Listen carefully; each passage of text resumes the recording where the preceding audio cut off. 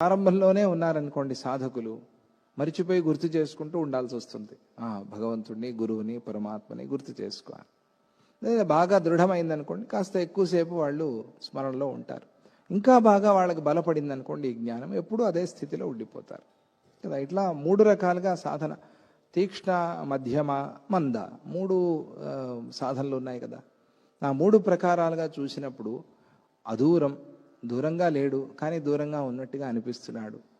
అటువంటి ఆ చిదాత్మని ఉపాసిస్తున్నాము.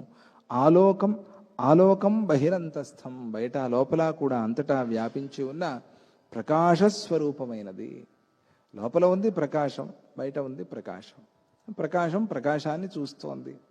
ప్రకాశం ప్రకాశాన్ని చూడటమే ఉంది, చూడటం అనేది లేదు, అది వ్యవహారం అంతే.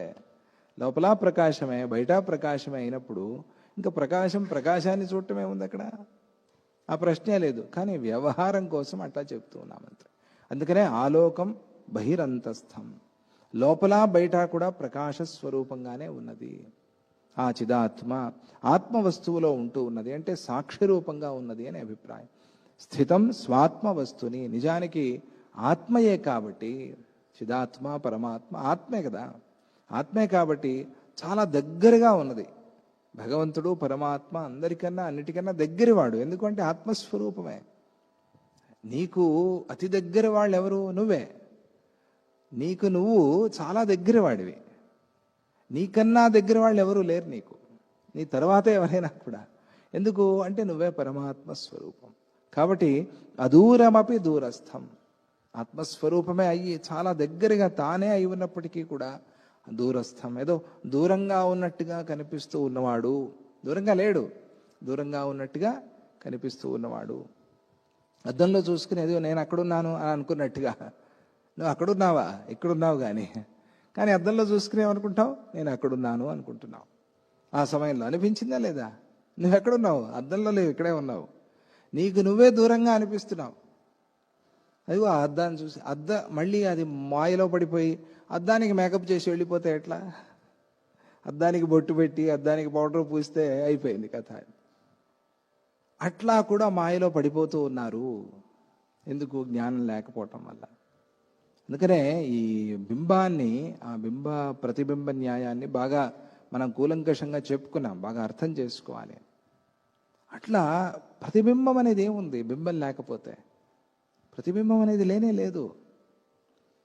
అందుకనే అద్దం ఉంది కాబట్టి నేను కనిపిస్తున్నాను కాదు, నువ్వు ఉన్నావు కాబట్టి అద్దం కనిపిస్తోంది. మనం రివర్స్లో ఆలోచించాలి. ఆధ్యాత్మికంలో బింబ ప్రతిబింబ న్యాయం. ప్రతిబింబం ఉంది కాబట్టి నువ్వు లేవు కదా, బింబం ఉంది కాబట్టి ప్రతిబింబం ఉంది. ప్రతిబింబం ఉంది కాబట్టి నేనని ఎవడైనా అంటాడా?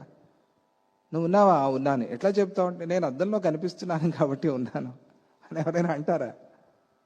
అట్లా అంటే వాడికి ఏదో పిచ్చి ఆసుపత్రికి తీసుకెళ్ళి ట్రీట్మెంట్ ఇప్పించాలి కదా. అలా అనేవాళ్ళు ఉంటారేమో, ఏదో మతి భ్రమించి. అందుకనే అలా అనుకోవద్దు. ఇది బింబం వల్ల వచ్చినది, ఈ బింబ చైతన్యమే, ఇది సాక్షి రూపంగా ఉన్నది. అదూరమపి దూరస్థం, దూరంగా ఉన్నట్టుగా ఉన్నా కూడా అదూరమపి దూరస్థం, దగ్గరైనవాడు, దగ్గరగా ఉన్నప్పటికీ కూడా దూరంగా కనిపిస్తూ ఉన్నవాడు. అదూరమపి దూరస్థం. ఇది మనకి భాగవతంలో ఒక స్తోత్రం ఉంది. అతీంద్రియం సూక్ష్మం అతి దూరమివ స్థితం. సూక్ష్మంగా ఉన్నాడు కాబట్టి ఏమనిపిస్తుంది? చాలా దూరంగా ఉన్నాడు అనిపిస్తుంది. ఆకాశం ఇక్కడ ఉంది, అక్కడ ఉంది, అంతటా ఉంది ఆకాశం. సూక్ష్మమైంది కాబట్టి ఆకాశం చాలా దూరము అనిపిస్తుంది. ఇక్కడ లేదా ఆకాశం? ఉంది. నీ లోపల లేదా ఆకాశం? ఉంది. ఆకాశం లేని చోటేది? సూక్ష్మాతి సూక్ష్మం కాబట్టి చాలా దూరంగా అనిపిస్తోంది. ఆకాశం ఎక్కడరా అంటే అది చూపించి ఆకాశం అంటున్నాను. ఇది కాదు ఆకాశం, ఇది దాటి వెళ్ళిపోవాలి మళ్ళీ. ఇవేమి ఉండకూడదా? ఇది ఆకాశం కాదా ఇక్కడ ఉండేది? ఈ లోపల ఉండేది ఆకాశమే. సూక్ష్మంగా ఉంది కాబట్టి అతి దూరంగా అనిపిస్తుంది అంతే. అందుకని నీలో కూడా సూక్ష్మత్వాన్ని పెంచుకోవాలి. గురువు దూరం అయ్యాడు అంటే గురువు సూక్ష్మమైన వాడు కాబట్టి దూరంగా అనిపిస్తాడు. నీలోనూ సూక్ష్మత అనేది పెరిగితే అప్పుడు గురువు నీకు దగ్గరగా అనిపిస్తాడు, చాలా దగ్గరవాడు. అందుకని అతీంద్రియం సూక్ష్మమివ అతి దూరం. అతీంద్రియం, ఆయన అతీంద్రియుడు కాబట్టి ఇంద్రియాలతో చూడలేవు నువ్వు, ఎందుకంటే సూక్ష్మం. సూక్ష్ముడు కాబట్టి అతీంద్రియం. అతి దూరం ఇవ స్థితం, అతి దూరంగా లేడు, అతి దూరంగా ఉన్నట్టుగా ఉన్నాడు. ఉన్నట్టుగా ఉండటానికి తేడా లేదా? ఉన్నట్టుగా ఉన్నాడు. ఎవరికీ భగవంతుడు దూరం కాదు, దూరంగా ఉన్నట్టుగా ఉన్నాడంతే. దగ్గర చేసుకోవడానికే మనం గుడికి వెళ్ళేది. దగ్గర మాకు చాలా దగ్గరండి, లేకపోతే అక్కడ ఉన్నాడండి, కైలాసంలో ఉన్నాడండి, ఏదో వైకుంఠంలో ఉన్నాడండి అని పైన చూపిస్తాం, ఎక్కడో దూరంగా. గుడికి వెళ్ళాము, గురువు దగ్గరికి వెళ్ళాము, ఇంకా దగ్గర అవుతూ ఉంటాడు భగవంతుడు. దగ్గర అయ్యాడుగా. మనకి మనవాడే, చూసి కళ్ళు మూసుకున్నాం, ఇక్కడే ఉన్నాడు అనుకున్నాం, ఇంకా దగ్గర అయిపోయాడు. అది అందుకనే సూక్ష్మ అదూరమపి దూరస్థం చిదాత్మానం ఉపాస్మహే. అట్లా దూరంగా ఉన్నట్టుగా అనిపించేది అయినా ఆ చిదాత్మని మేము ఉపాసిస్తున్నాము.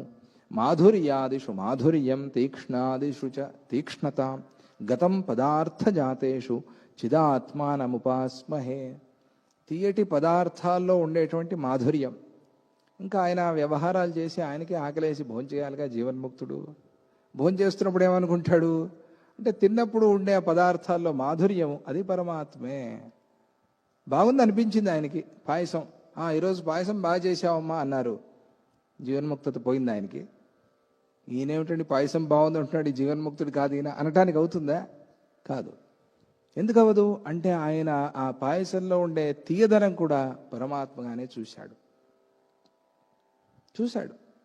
కాబట్టి ఆయన ఒక స్థితి ఎట్లా ఉంది జీవన్ముక్తుడి స్థితి అంటే, తీయటి పదార్థాల్లో ఉండే మాధుర్యము చిదాత్మయే అని చూస్తున్నాడు వ్యవహారంలో వచ్చిన తర్వాత. అదే జీవన్ముక్త నిశ్చయ. ఆ నిశ్చయంలో ఉన్నారు వాళ్ళు. అలాగే తీక్ష్ణమైన వస్తువుల్లో ఉండేటువంటి తీక్ష్ణత, ఇట్లా ప్రతి దాంట్లో ఉండేటువంటి ఆ విశేషాన్ని చూసుకుంటూ ఆ చిదాత్మని ఉపాసన చేసుకోవాలి. చిదాత్మానం ఉపాస్మహే గతం పదార్థ జాతేషు. ఇట్లా అన్ని వస్తువుల్లోనూ ఉన్నటువంటి పదార్థ జాతేషు. ఒక్కొక్కటే. ఇంకా ఆవకాయ తింటే కారంగా అనిపించింది, కారం పరమాత్మేనా కాదా అని, పరమాత్మే. ఉప్పు నీళ్ళు తాగారు, ఉప్పుగా అనిపించింది, ఉప్పు పరమాత్మ కాదా అని, పరమాత్మే. కాబట్టి పదార్థ జాతేషు, అన్ని పదార్థాల్లోనూ ఉండే ఆయా విశేషమైన గుణాలు అవన్నీ కూడా పరమాత్మయే. అంటే ఉప్పులో ఆ ఉప్పుదనం కాకపోతే ఇంకేం లేదుగా, దాన్ని తీసుకుంటే చాలు. ఆ ఉప్పు తీసి పక్కన పెట్టి ఉప్పు చూపించండి అంటే కుదరదుగా. తీయదనం తీసేసి పంచదార చూపించండి అంటే ఎట్లా అవుతుంది? తీయ అంటే పంచదార, పంచదార అంటే తీయదనం. కాబట్టి దాన్ని ప్రధానంగా ఆయా వాటిల్లో అదేది ప్రధానంగా ఉంటుంది. దాన్ని తీసుకుని మనం పరమాత్మగా చూస్తే అప్పుడు ఆ ఉపాసన అవుతుంది. ఆ చిదాత్మను మేము ఉపాసన చేస్తూ ఉన్నాము.